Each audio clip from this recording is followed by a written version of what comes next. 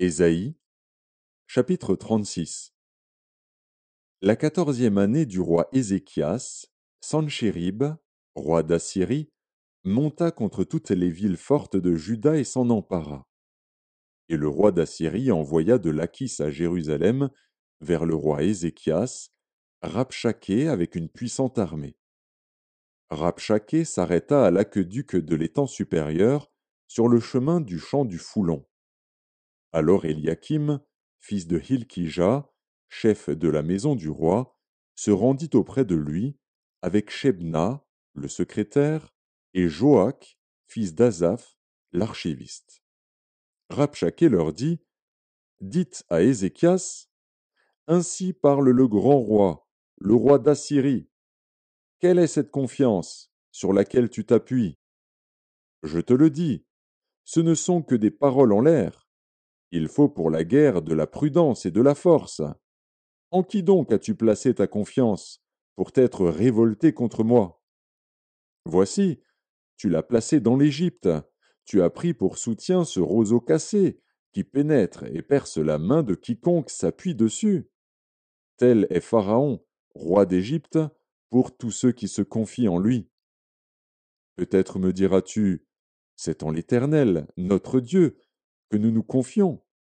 Mais n'est-ce pas lui dont Ézéchias a fait disparaître les hauts lieux et les autels, en disant à Juda et à Jérusalem: Vous vous prosternerez devant cet autel? Maintenant, fais une convention avec mon maître, le roi d'Assyrie, et je te donnerai 2000 chevaux si tu peux fournir des cavaliers pour les monter. Comment repousserais-tu un seul chef d'entre les moindres serviteurs de mon maître? Tu mets ta confiance dans l'Égypte pour les chars et pour les cavaliers. D'ailleurs, est-ce sans la volonté de l'Éternel que je suis monté contre ce pays pour le détruire?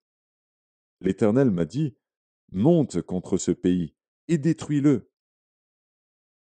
Éliakim, Shebna et Joar dirent à Rabshaké: Parle à tes serviteurs en araméen, car nous le comprenons, et ne nous parle pas en langue judaïque aux oreilles du peuple qui est sur la muraille. Rabshaké répondit: Est-ce à ton maître et à toi que mon maître m'a envoyé dire ces paroles? N'est-ce pas à ces hommes assis sur la muraille pour manger leurs excréments et pour boire leur urine avec vous? Puis Rabshaké s'avança et cria de toute sa force en langue judaïque: Écoutez les paroles du roi d'Assyrie. Ainsi parle le roi: Qu'Ézéchias ne vous abuse point, car il ne pourra vous délivrer. Qu'Ézéchias ne vous amène point à vous confier en l'Éternel, en disant: L'Éternel nous délivrera, cette ville ne sera pas livrée entre les mains du roi d'Assyrie.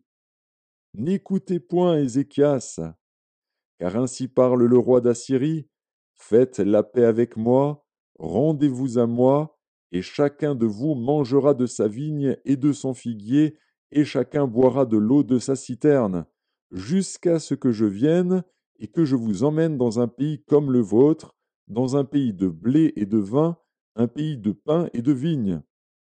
Qu'Ézéchias ne vous séduise point en disant: L'Éternel nous délivrera.